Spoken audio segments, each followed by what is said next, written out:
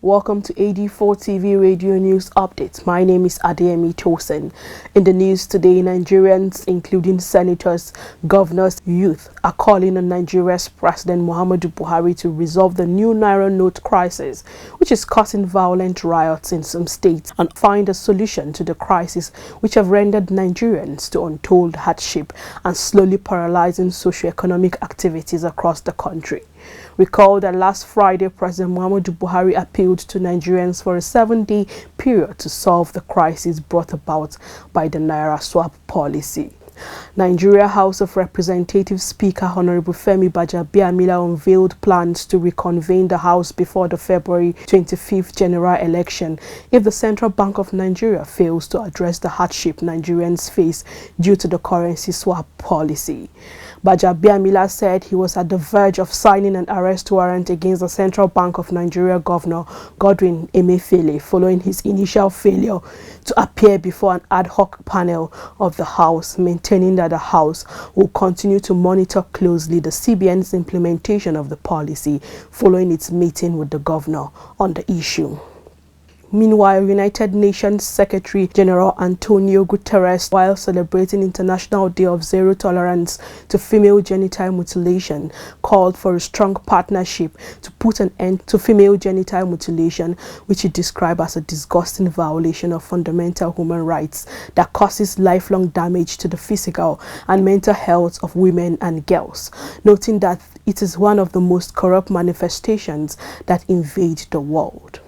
Turkey Vice President Fuat Oktay on Monday at a news conference confirmed a 7.8 magnitude earthquake that killed more than 3,700 people in Turkey and northern Syria and destroyed more than 6,000 buildings, about 20 miles away from Turkey's capital city. Oktay said this is the second largest disaster Turkey will experience since 1939.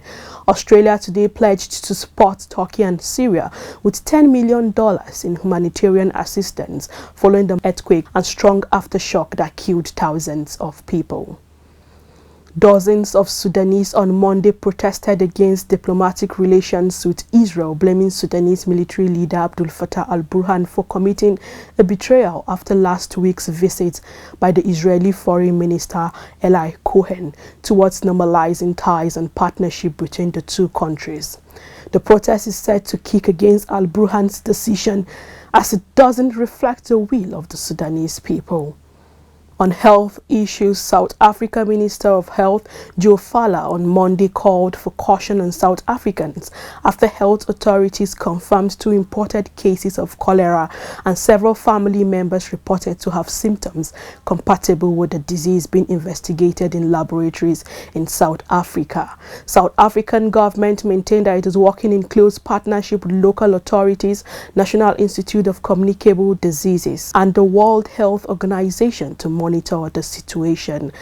China Foreign Ministry spokeswoman Mao Ning in a briefing today publicized that China wants its multilateral lenders to provide debt relief to Sri Lanka as part of a broader restructuring of loans to slow an arrangement to unlock International Monetary Fund aid, as China has offered a debt extension for the island nation and calls on all other creditors of Sri Lanka, especially multilateral creditors, to harmonize steps to aid bankrupt nations' efforts to unlock a $2.9 billion bailout from the International Monetary Fund. Moving to sports, Ghanaian footballer and Hatayspor forward Christian Atsu, who was reportedly trapped on the rubble of a collapsed building after the devastating earthquake in Turkey, has been rescued.